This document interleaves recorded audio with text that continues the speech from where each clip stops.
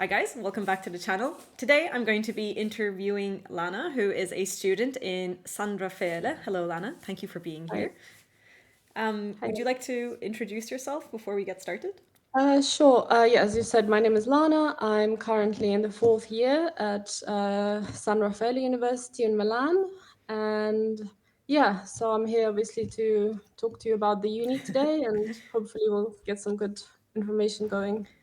Yeah, so the first thing I'm curious about is, oops, sorry, I just pressed the wrong button. Okay. Nice. Is whenever I talk to an Italian medical student and they mention San Rafaele, like to me, it seems that it's one of the most like highly perceived schools in university. Sorry, oh my God, I can't speak this morning. One of the highly perceived universities in Italy, even though I've like never really checked it in the rankings. Do you know anything about like its reputation in general? Yeah, I think you're right. Like I haven't when I was looking for universities in Italy to do medicine, it doesn't come up kind of at the top of your search list, especially. But then when you kind of get into more into public and private, and actually out of the private universities in Milan specifically, so there's Humanitas and UniSR, and they're both quite highly ranked. I think I don't have like specific data to back that up. I just remember reading some rankings, especially amongst young universities because they're both quite new in term if you compare it to some of the really old universities in Italy. But I think the for me the biggest kind of thing that I noticed was that UniSR has an actual hospital attached to the university. So I know many universities have that, but I think for Milan specifically, it was nice that knowing that although the campus might not be at the university for the first couple of years, but then when you get into your clinical years, you're actually on site. So, you do your lectures and then you go to your clinical rotations, and it's a really big hospital, and they have a lot of kind of very special departments that you might not get in a smaller city. So I think in terms of that, the experience I think you would get with some very niche areas. Yeah, actually, I think I've been to the UniSR campus, or at least the hospital, if I remember. Yeah, because It's it's like actually central, next isn't it? door. It's next door to Statale. Oh, okay, yeah, yeah. So So the I campus of have been. Statale is literally like 5 minute walk from UniSR and the hospital. Yeah. So I think you did a tour of Statale, right? Yeah, I did. I did. I Yeah. definitely also went into SR. Was it the one that had like a huge wooden helix, like a double helix? Yes, it Yeah, has yeah, like the yeah. DNA thing, and then it has a big angel at the top. Yeah, okay, okay. Yeah. Yeah. I mean it's been years now, but yeah, I Yeah. have seen it. So Yeah. you decided to going to SR. So like if someone was considering a private university, or I guess when you were considering it, like what factors were you weighing up in your mind to make your decision? Well, of course, the first thing is cost. I mean, it is quite expensive. Um, I mean, my situation was slightly different. Is the fact that I transferred into the third year from another European university. So I actually applied to two private ones and two public ones. Unfortunately, my acceptance to the public one came in Feb, which was, as you know, September, October, November. So That's so unfortunately, late. it's very late. Yeah. So I kind of had to make a decision in September as to where I'm going to go. And UniSR accepted me, and If you don't mind me asking, what universities were the public one? Barry, Bari, Barry, and it came in February. it did. But their class size was also small back then. I, What I, the? I don't know what happened, but I had the email. I remember I was so shocked because I honestly didn't think I was going to hear back from them because, at that point, it was already like I was finishing my exams in Italy already. And then they were like, oh, we have a spot. If you want to, please let us know. So it was very odd. Okay, that's quite late. I can see why you went for Yeah. summer. But I think in terms of another kind of why I chose it was the fact that it's in Milan, so it's a big city. For me, kind of being in a bigger area where there's lots of things to do, and also in the vicinity you have lots of mountains, lakes. So there's a lot of stuff you can do on weekends. So for me, that was quite important. And also, some family live about 5 hour drive from Milan, so that's another reason why we chose to come here. Yeah, So a lot yeah, of different things. yeah. It's not really just one thing. Yeah, it's So, like, what about if, let's say, cost was no option? Like, what would sway you towards more, let's say, like if you were in between Cattolico or San Raffaele or Humanitas? Like if, let's say, cost was no option and you Yeah, didn't have family to consider nearby, like what yeah, yeah. factors would you think about? I mean, Cattolica is in Rome, right? Yeah, so I love Rome. It's a beautiful city. But I just find it a little bit too hectic for me. It's just a little bit too kind of, I don't know, a lot of tourists, and it's just very busy. It's beautiful, don't get me wrong, but Milan is still busy, but it's just not on the same level of craziness, I would say, and you can kind of get away from it. Um, in terms of Milan, I applied to Humanitas. I think in a lot of departments they're actually very similar. They're both private. They both have big hospitals attached to the university. Fees are pretty much the same. I think maybe Humanitas does have a newer campus in a way, so that's maybe one kind of plus, I guess you could say. But from But I what I didn't know, actually get into Humanitas, so I don't know. I think Humanitas is actually also outside of Milan. It's like not in the center. I think you Yeah, have to it's a bit. travel. It's actually, yeah. I think it takes like 50 minutes from there to get into central Milan. So I think actually from here it's only about 30 minutes. So it's a bit closer. Yeah, Okay. yeah, yeah. Okay, so let's talk about San Rafaele. What are your timetables like? Like starting from preclinical years and clinical Yeah. years. What's your day to day? Yeah, so I mean, it's pretty heavy. I think in the first 3 years, I mean, we had COVID, so but I can talk about the third year. We started at 8:30. We then would have two lectures in the morning, which are both 2 hours long. Then we would have 1 hour for lunch. And then in the afternoon, we would have another 2 hour lecture. And then that would be kind of your core subjects, so the mandatory subjects. And then you also have to choose an elective. And the electives would usually run from 3:30 to 5:30, kind of once or twice a week. Um, Wait, you got to choose your electives? Yeah, you do. So in the third year, you can, I think there are about maybe 6 or 7 courses you can choose to do. Um, and these are, you only have to do 80% attendance without having an exam at the end. But they're kind of trying to get you interested in other areas. So it could be something to do with lung cancer, it could be like surgical anatomy, it could be devices and healthcare. So it's quite interesting actually. So you can choose. Wow, that's Mm, the first time Okay, I've seen a university have like elective choices, right? Because okay, in public universities, there are things called ADEs, which are like, okay. they're like didactic electives, let's say, and you have to Yeah, get a certain number of points from them. But they're usually just like optional seminars that if you go to, you get credits for. okay. But these are Yeah. actual courses that you have to follow Yeah, along. so last year, which is the third year, I did, as I said, healthcare devices. So this was interesting because San Rafaele is, they've got quite a strong cardiac ICU. So the course was organized by one of the physiologists and one of the anesthesiologists that work there. So we looked at like left ventricular assist devices, like various, and we had some practical lessons where we could actually go and see these devices in real That's so life and see how they cool. work. And yeah, that was really interesting. And it's yeah, I guess it's not it's you don't have an exam at the end, so you can just really just learn and just Wow. maybe. And you Um, pick one elective per semester? yes, last year that was the case. This year also the same here. So in fourth year also doing so. This year I'm doing basics of anesthesiology, so just learning about that. We had a sim lab actually last week about airway management. So again, also you can tailor it. I think they also offer like innovative treatments of lung cancer, of liver cancer, immunology stuff. So it's quite a lot of you can choose from in That's terms very of. cool. That's very, Yeah, very cool. very interesting. Yeah, yeah. And what about your timetable then when like more clinical stuff starts? Like say when you're in fifth or fourth or Yeah, so actually, already last year we already had some clinical rotations. They weren't very long, but it was kind of a good introduction to the hospital and just seeing various departments. So currently in the fourth year, it's still we start at 9 instead of 8:30 now, but the timetable is pretty similar. We still finish the mandatory lessons around 4, and then the electives run from 4 till 6.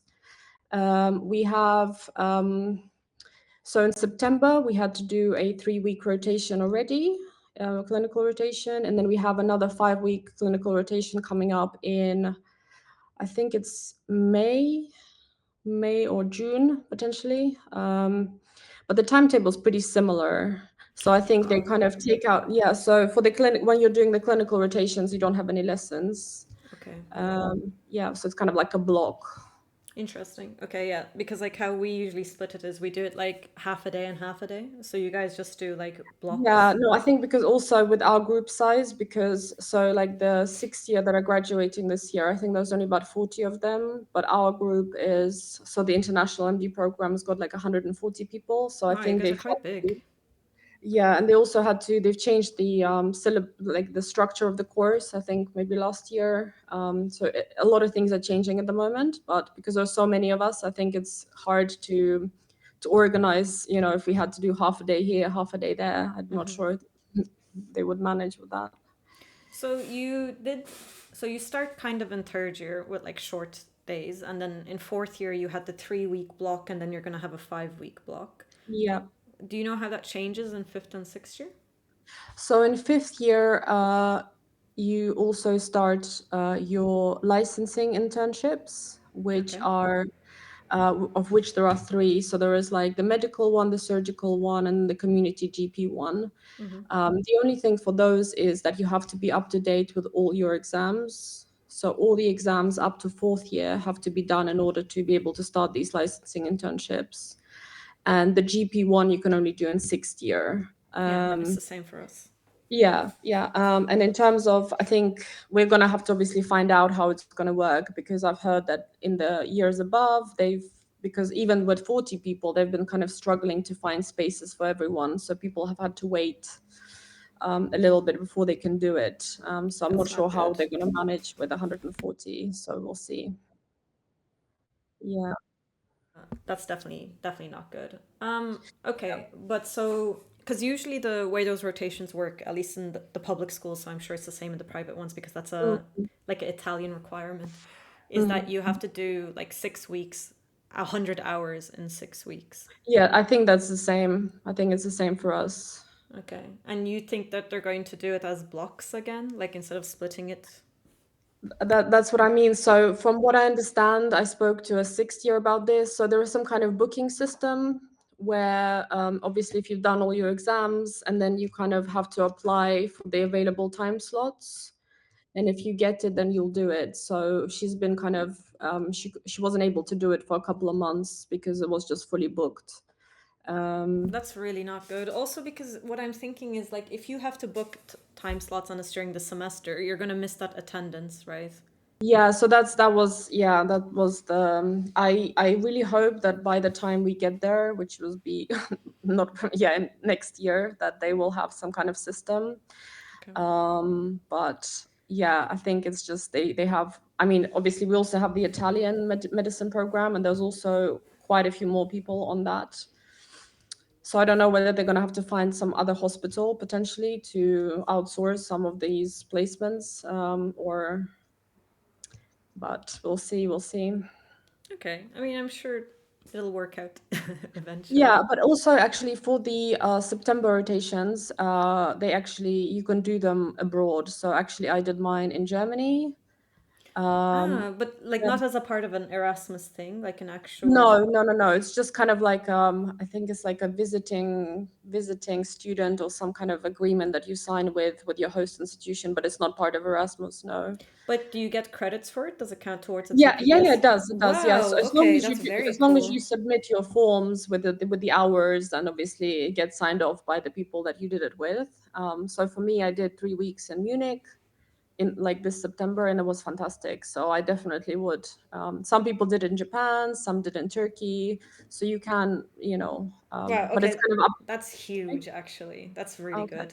But it's up to you, really. You have to kind of find the places, unfortunately. So it's not something that the university organizes for you. They help you, but so you're the one that has to look for Yeah, these but I mean, opportunities. like the fact that you get credits for it and it actually counts Yeah, towards your hours, like yeah. that's huge. Because, for example, when I had to do my surgical one, I did it in vascular surgery, And I don't Okay. care about vascular surgery, but that's just what I got assigned to. And we don't have a Yeah. choice. Like, we don't get to pick. Even if we find a professor who's willing to take us, they're just like, no, sorry, this is like what you've Oh, been assigned to. okay. I would have loved to be able to just go and do my own rotation in something I was actually Mm, interested in and get the mm, hours for it, you know? yeah. Are you not able to swap with other people No. or really? Okay. Yeah, because what happens, like, you start in batches. So there'll be Okay. like three groups, which is like one batch. And Mm-hmm. maybe you would be able to switch with someone in like in another group in the same batch, but like Yeah. our batch was only one group. So Mm, like we all had to yeah. do the same Oh, rotations. okay. I didn't realize that. Okay. Because we can actually, so the rotations that were assigned to us last year, we had like a deadline where we could swap with other people because like if you got something that you weren't interested in and you could swap. So a few people did swap. Oh, no. I found like I even found a professor who was just like not as a part of the TPBS, but was just like, oh, like if you come to my department, like I'll give you all the stuff to do and I'll sign your booklet and Oh, da da da. nice. So like I even wrote to the president of the course, being like, please, can I do this? Like it's still Yeah. surgical, and they were like, no. I was like, Oh okay. God. I'm so sorry. No, That's it's really fine. that's annoying. It's fine. It Yeah. was like 2 years ago now. Yeah, I'm but over it. still, it's yeah, I get that. Yeah. So the thing is, in September we usually have an exam session, but if you guys are doing clinical rotations, I guess you don't have exams in September. How do We the exams do. work? We Oh, do. okay, We okay. You guys do. are like So multitasking a lot of things. that's what I found quite weird because I was actually planning to do an exam in September, but then the timetable changed, and then obviously I couldn't cancel my I couldn't rearrange my clinical elective, so I had to then basically postpone the exam. So I now have an exam hanging over from the third year. So you kind of have to plan quite a lot. If you don't do the exams in July, and then if you're doing your clinical rotation in September, that means that obviously you lose I mean, a lot of people did their rotations in the hospital here, in which case you can then obviously take a day off to do the exam, but it's not ideal because it's kind of overlapping. So what's the general exam timetable like throughout the year? Um, yeah, so there are multiple sessions. So the first session would be sort of your Jan Feb, which is at the end of the first semester. Then you have a week in April, which again is kind of you can either use as your as a week of holiday, or you can do exams during April. And then at the end of the second semester, you have kind of July mostly, but some exams will happen in June as well, and then September. So four sessions, if I'm counting Okay. Do right. you? No, I'm just trying to compare it to like the our university system. Do you get So like I mean, so there are two big exam sessions. So one is at the end of the first semester, which is in the January. February?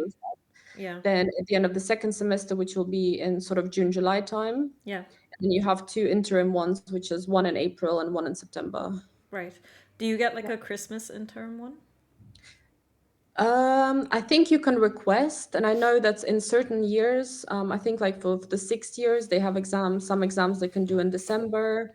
That doesn't apply to the fourth year. So I think it's a little bit fluid in that sense. So and also, I think flexibility wise, if our group, let's say, want an extra fellow, we can always write to the professors, and they're generally happy to change some of the dates or the times, Okay, so they're just quite whatever flexible. suits, yeah, the class better. So it's So quite, you yeah. also have the same thing where you don't have to pass every exam to proceed to the next year, but eventually you have to do all the exams, of course. Yeah, so I think for international students, if you're obviously talking about renewing your permesso, you will need to pass at least two exams per year, Okay. as far as I'm aware.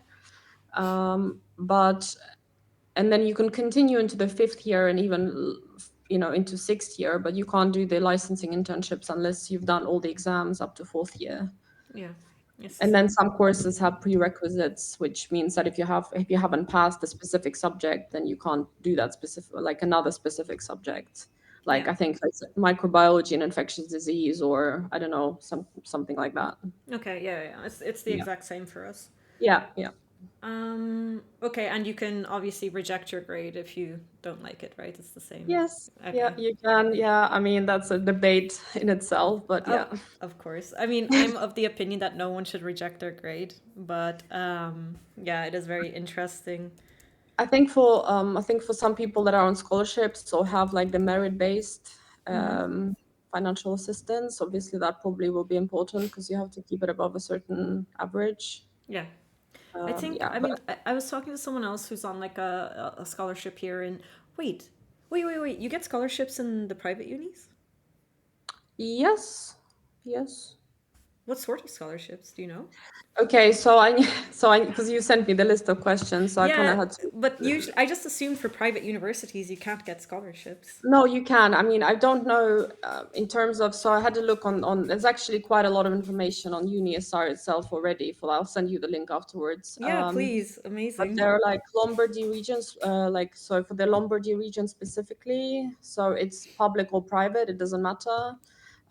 Again, but it's depending on your financial, on your merits, and kind of your academic progress. So you have to meet like the credit requirements per year. That's huge, though. Have to go I don't know why, but I just assumed the regional ones always excluded the private universities. No, not as far as I know, from what I can see. I mean, I for this specific one, I don't know anybody who is on it, but I do know that we have some people who receive the income-based one, which is the ISEEU Yeah, the one. ISE Yeah, one. and Yeah. that even for international people. Yeah, yeah. Yeah, so that's another one. And then also, I think they have an arrangement with Intesa San Paolo Bank where you can get a loan, but that's only for Italian nationals. Yeah. Classic. Yeah. Yeah, but actually the information for the Lombardy one is quite, there's like a whole PDF on it. I tried to summarize it, but it's very long and No, it's no, very, it's okay, but if you just send it to me, that would yeah, actually I'll send you be the link. I have it here. Yeah, so you can yeah. include that in the description. Yeah. Wow, okay, that's huge. I mean, personally, like I think I would still be afraid to go for it because I feel like in a public uni, if you lose your scholarship, Mm. you know, because it's already reduced on your income, you still won't be paying that many uni fees, you know, like Yeah, yeah, but yeah, I I think do. if you lose your scholarship in the private university, Yeah. it's a But I huge mean, problem. if that happens, there's always a chance that you can try and transfer to a public universities. We have True, had some true, people that have transferred to like Statale or to other places. um, Given true. that if your grades are relatively good, and then if you, I think for statali you need also Italian now. So if you meet those, then you can transfer. Um, Wow, okay, that's really interesting and kind of yeah, I'll send you the huge. link. Yeah, yeah. Yeah. Um, okay.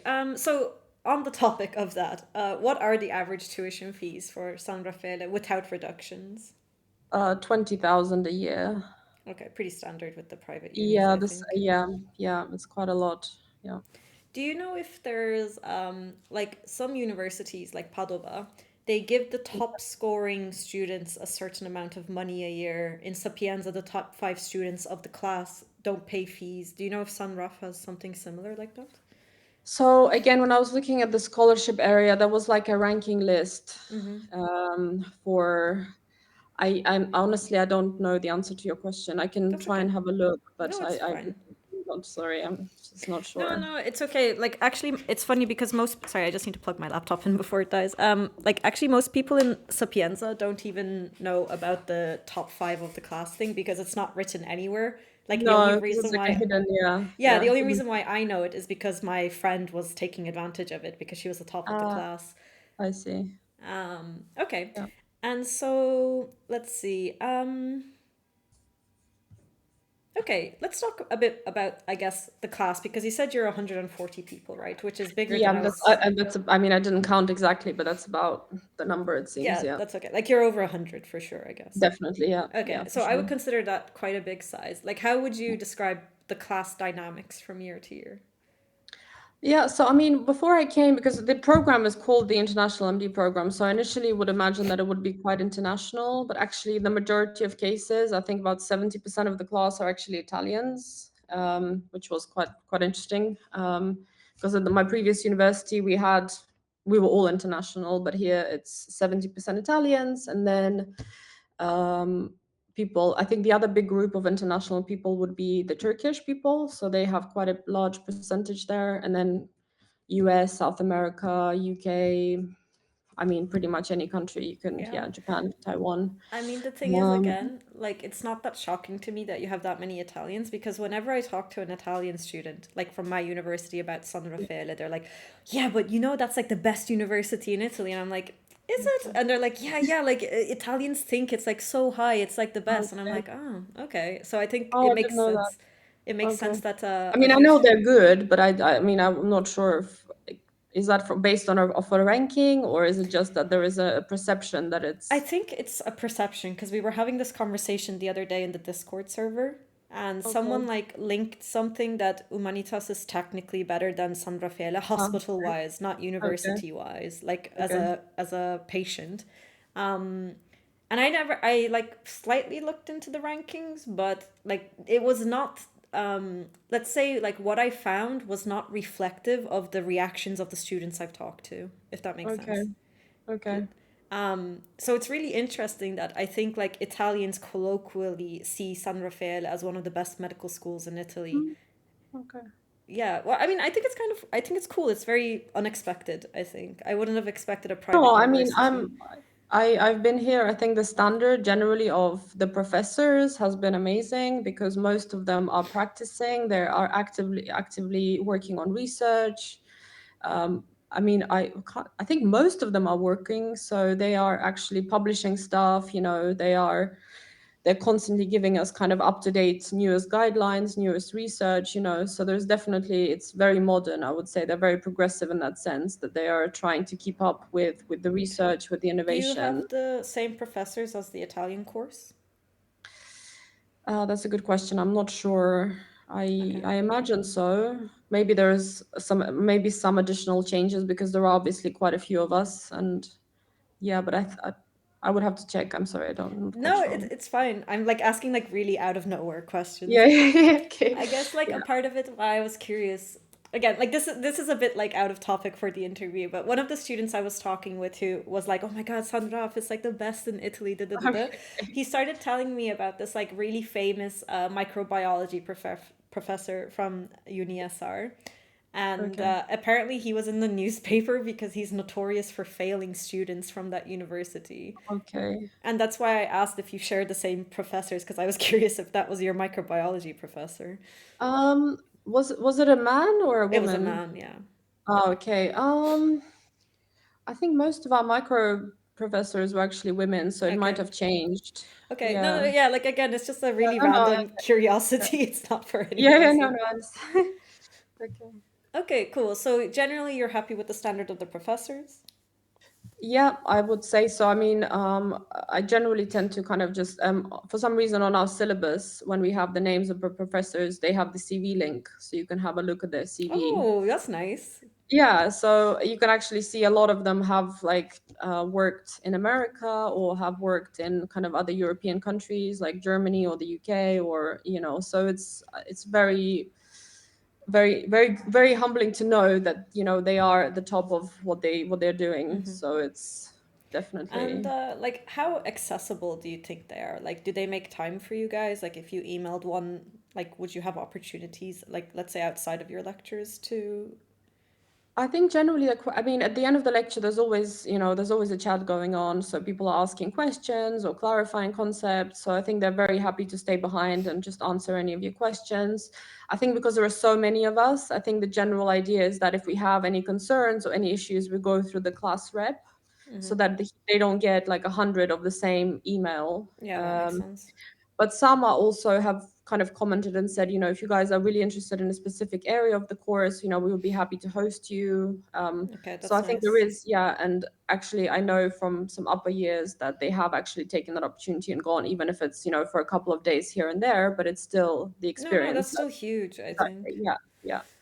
So Um, it's possible. what about like the teaching facilities, like the classrooms, the labs, just in general, like how would you rate the facilities? Yeah, so I think the first 3 years you are at a different campus or a different kind of area from, whereas the fourth and up to sixth year are actually on the hospital grounds. So it's a slightly different environment, I would say.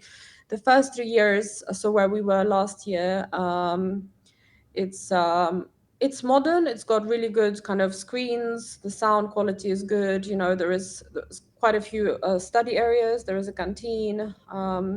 So actually, there's always spaces available where you can study in between. So during lunch, or if you want to stay a bit later after lectures, you can always stay.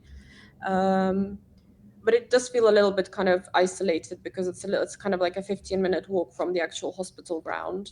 Oh, but Um, it's still close, right? 15 minutes. I yeah, mean, yeah, don't get me wrong, it's closed, but it just feels a little bit, it doesn't feel like like a campus, whereas when you're in the fourth year, you're in the hospital, you're basically walking among the hospital population.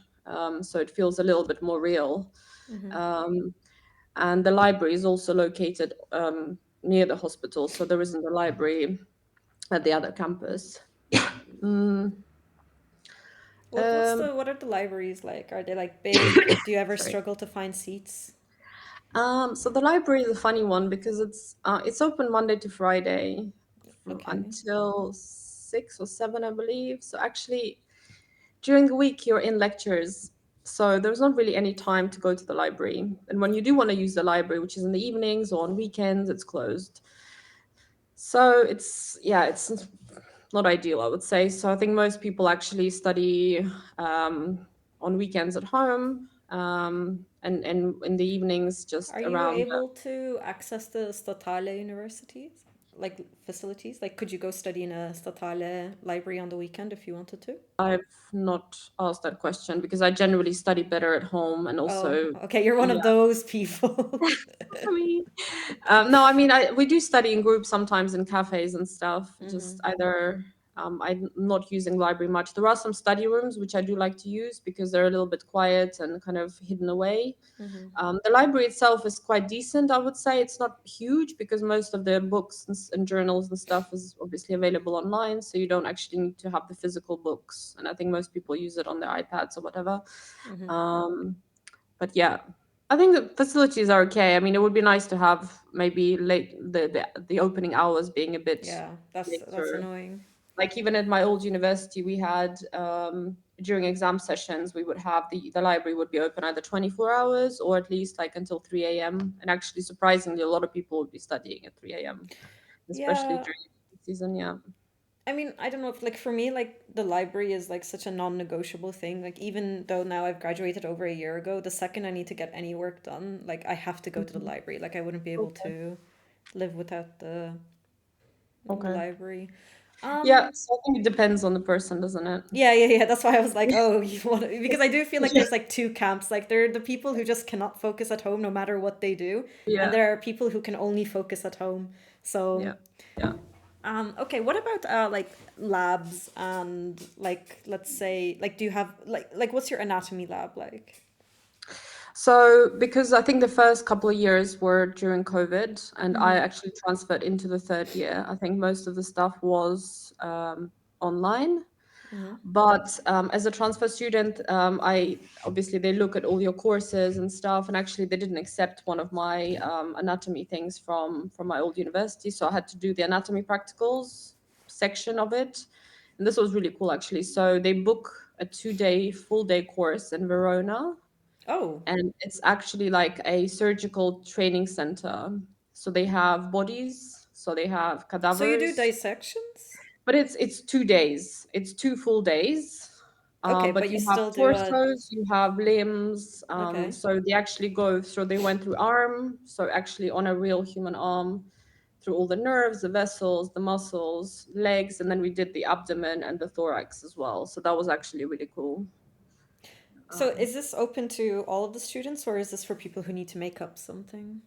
so I think it's part of the standard curriculum. So I think you do it at at the end of second year. Okay. It's once you've done all of your kind of theoretical anatomy in a way. So then you can go and spend 2 days in Verona, and you actually get to see everything. You can touch Do you things. You have can. to pay for it yourself? No, it's part of the course. So like the transport to Verona, the stay in Verona. No, you have to organize that yourself, but the Ah, actual okay. course is paid for. Yeah, yeah, yeah. Okay, I mean, it's still kind of pretty cool, I guess.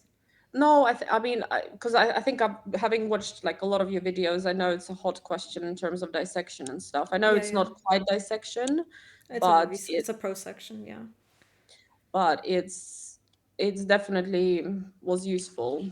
It was a bit traumatizing, but it was at the same time it was very useful to see everything and be able to actually touch, and you can actually use a scalpel and you can kind of move things Wait, around. okay, wait. If you actually get to use the scalpel, then that is a dissection. If Yeah, someone but I else mean, does it it's just, for I mean, you, I meant as in terms of the timing, given that it's only 2 days.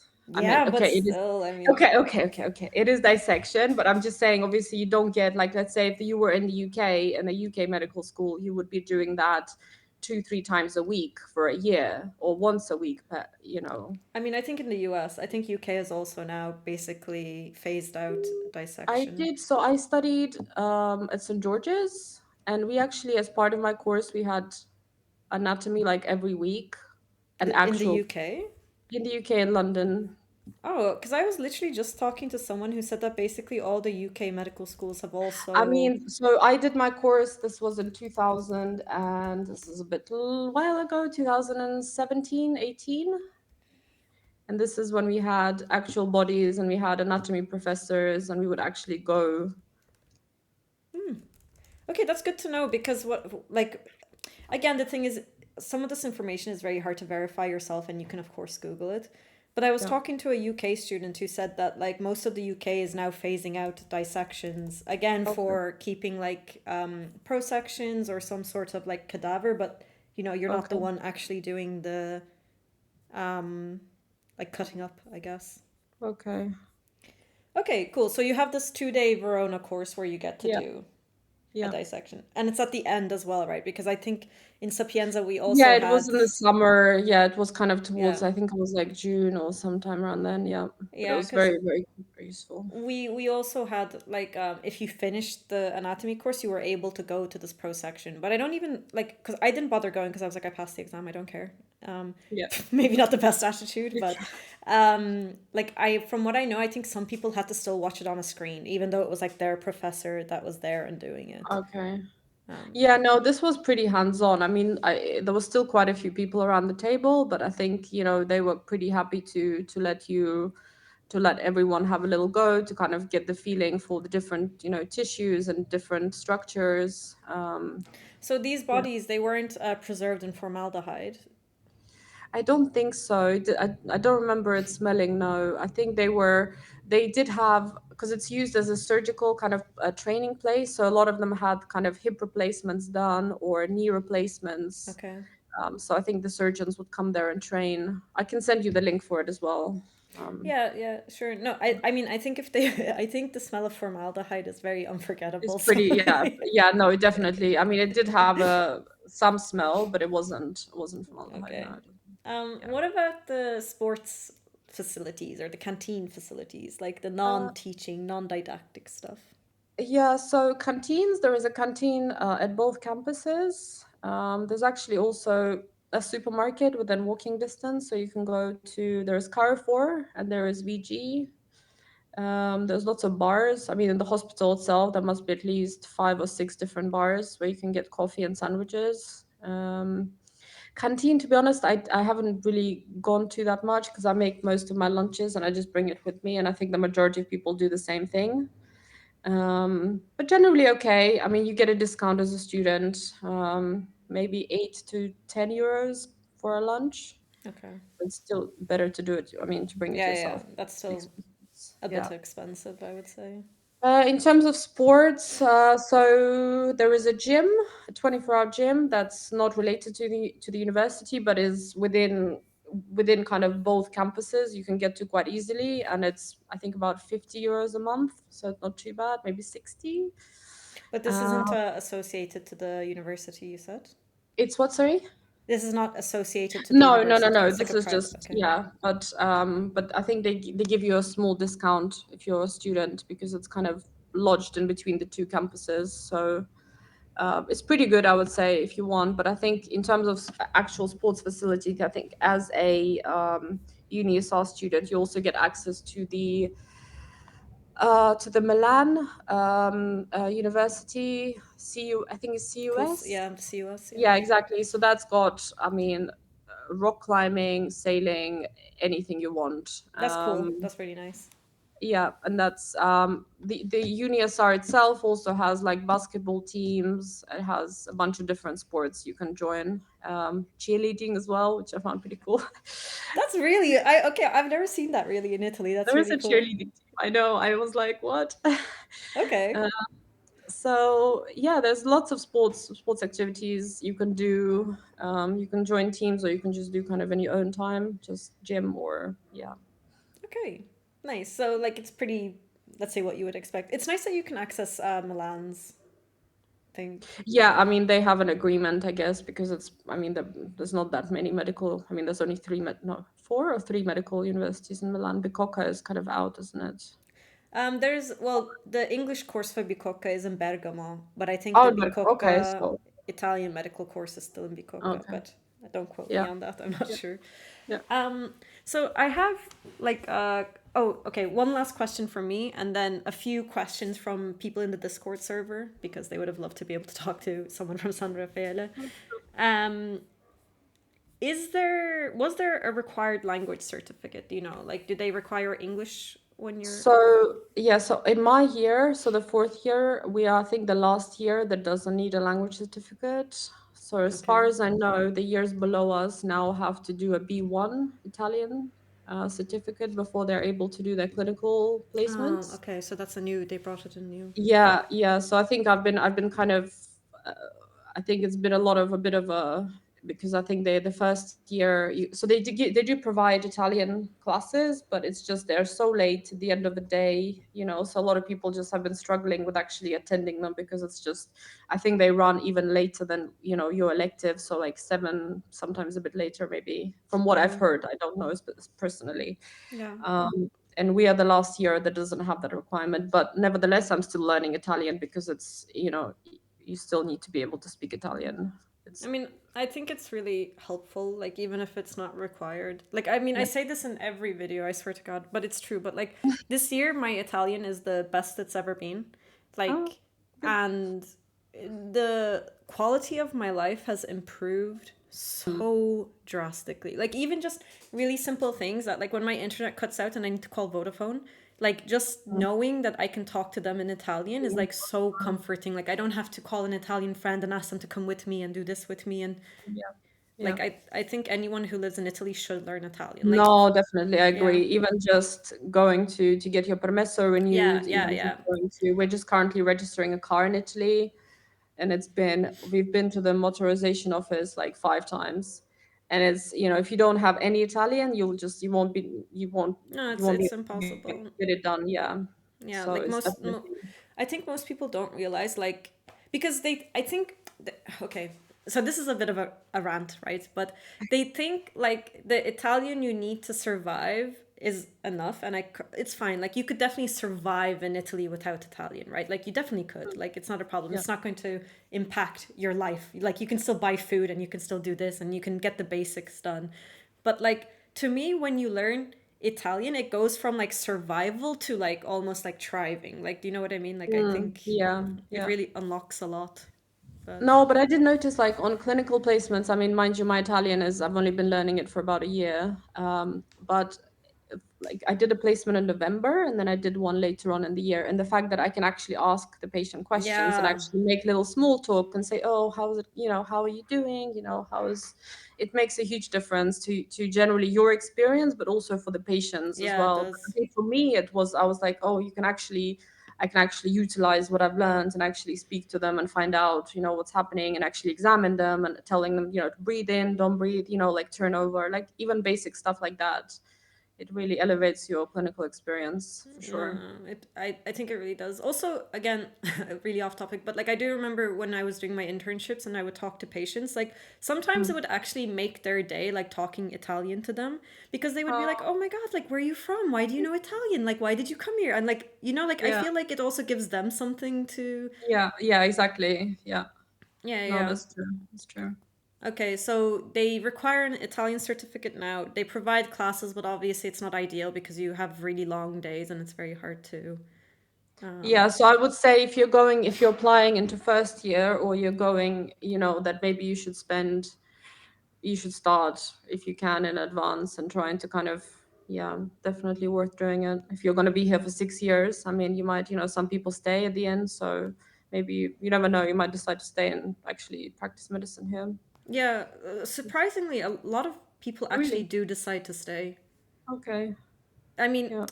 okay, again, a bit off topic, but it's because yeah, this is something it drives my friends in real life crazy because like I just keep going off on tangents. But the thing is, in Italy, they don't discriminate against you if you're an international grad or a Basic local grad. nationality, yeah, Exactly. yeah, Like you just do the exam, and if you score high enough, you have the exact same right to do yeah, dermatology as someone else. Whereas, like, if you go to the UK, you can try for 10 years and not get into yeah, not dermatology. get anywhere, yeah, I know.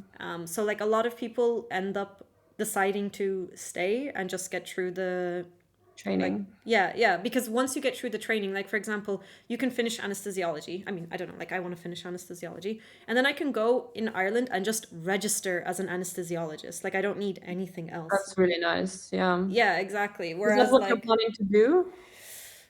Oh, you okay, so what's your expectation? I'm like a little bit lost in life right now.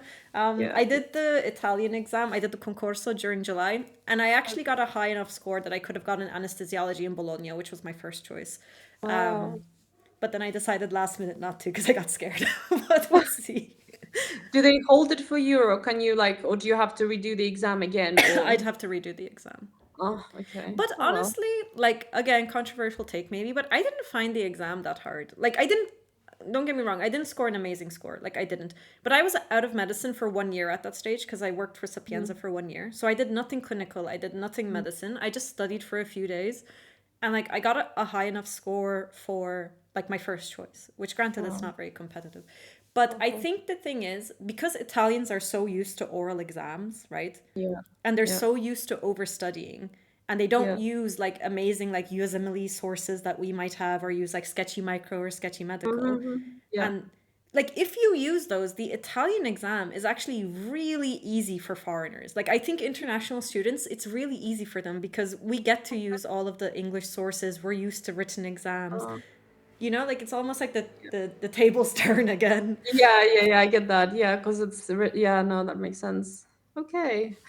Yeah, I haven't really looked into that kind of that far ahead yet. I mean, I've heard that it's doable and you can, but I was actually looking more at Germany maybe because I speak German. So If maybe, I spoke German, I would go to Germany in a well, heartbeat. it's just because it's, for Germany, you only need a B2 in German, and then you just need to pass like the equivalency exam, which is basically you need to examine a patient, you need to write the notes, and then you just speak to a bunch of doctors about your diagnosis, your differentials, and so it's after Yeah, 6 years of medical school, that I don't think it's going to be that hard because most presentations will be like acute appendicitis or something very obvious. sure. My thing is more that I'm too old to learn another language. Like I feel like You're never Italian too brought me, old. You're never too like old. Italian like brought me to my knees. Like I don't know, like Italian Really? was my Okay. my language. Okay. I mean, Italian is pretty the grammar, anyways. The words are not too bad, but it's the grammar that's killing it for me. Okay. Just Sorry. So just a question from someone in Discord, and I'm gonna let you go. Sorry to keep you so long with all my tangents. no, not at all. It's been very interesting. Right. So he's asking, first of all, about the admission process. I know you transferred, but I assume you know a little bit about it. Yeah, so I think you basically there are two you can do two entrance exams, as in I think you can try them twice, as far as I know. You register between March and May for the first exam, which will happen kind of in May, I think, or Okay. July. And then the second period will be February to March, I believe. I think it's about 200 per entrance exam. But again, everything is pretty much written pretty clearly on the website. So I think, and they have for non-EU, I think for this year, oh, sorry, for maybe they have about 64 places and a bit more for EU, so 86. Okay. But I think, yeah, as you know, I transferred, but I think that the information is pretty good on the website. I checked it this morning, so you can get, Okay.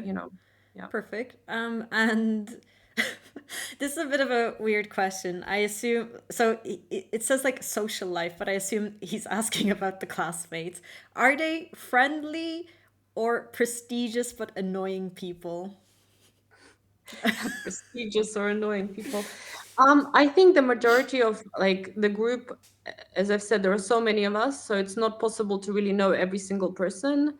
But everyone's like, from my perspective, has been so friendly, so lovely. Like I really have.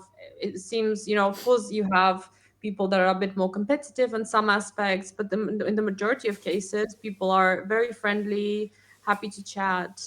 And I think the fact when you do your clinical rotations, you sometimes get paired with random people in your group. So actually, this was really interesting because I haven't spoken to some of them before. And actually, we had a really good time. So I would say generally everyone's really friendly. Of What's course, there the are sometimes some.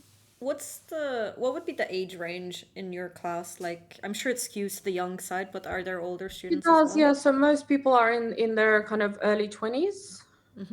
Now that we're in fourth year, there is like the middle group, which is kind of late 20s, middle to late 20s, and then you have the slightly older people, which are like 30s, 40s. Yeah, I mean the majority are in the early 20s, I would say. Okay. Then the second biggest group would be like the mid to late 20s, and then the smallest section would be like the over 30, over 40 people. Okay. Okay. Yeah. Okay. So still a good spread. It is, yeah, and also in the younger years, I know there are some older people as well. So there's a big kind of group for you to, lots of different age groups, and you can kind of get into, yeah. Okay. So that's all questions on my end. Is there anything that you wish you knew or advice you would give to someone who's watching this considering San Rafael? Personally, I was like I'm very happy here. I know the fees are hefty, but as I said, I think if you can find some scholarship or some kind of funding options, it's definitely possible to do. And I know that some people are on full kind of full support, financial support. Learn Italian, I think most people will say, and yeah, I mean, I would definitely, if you have a chance to come and visit the campus, or because they do campus tours, they do open days, so just to get a feel for the uni before you make a decision, just to even visit Milan, just get a look, get an idea of Milan itself. But yeah, otherwise I'm happy, and I would definitely could recommend it for other people that are considering medicine in Italy. Oh, wait, sorry, one last question. Sure. Sorry. No, no, I swear usually I'm not this disorganized, but I haven't done one of these in so long. no, it's Um, okay. we were talking a little bit about how you can do, like, organize your own foreign clinical experience, right, and get Yeah, credits for it. Is yeah. there any other, like, international opportunities? Like, you guys do Erasmus, I assume. Yeah, they have Erasmus, so they have actually quite a good selection of partner universities. And I mean, just to name a few, I think Vienna, in Germany, quite a few, France, Spain. So there is that opportunity to go away for, I think, 3 months to a whole year you can do as an Okay. Erasmus. Yeah. But they also have the American version, which I think it's an organization that you have to pay for it though, so it's not free. But they can help you arrange kind of placements in the States if you're interested Okay. in going to America. Again, I can send you the link for that. I think it's like VCLO or VLCO or something like that. Oh, yes, I've heard of this. Yes. Do you know how Yeah, so much I it think because costs? it's sorry. Do you know how much it costs by any chance? I think it's really varied because it depends on what state you go to, what specialty, whether it's in a hospital, whether it's a teaching hospital, if it's like a small family practice. So I think it really depends. But I think it's part of if you want to practice in the US, and part of like, wanting to do the USMLE, you have to do, I think, three of those Yeah. in America. So that's like if you want to practice in America, then it would be good for you to start. Okay. Yeah. Okay. Okay. Okay. Right. Sorry. I'm sorry. Usually I'm not this messy. No, no, But- no, no. It's been great. okay. Cool. I think that's everything from my side. So thank you so much for doing Well, this. thank you for having me. It was very interesting to chat to you and learn your name. Oh yeah. Yeah. Apparently, Lana said people don't know my name, but okay.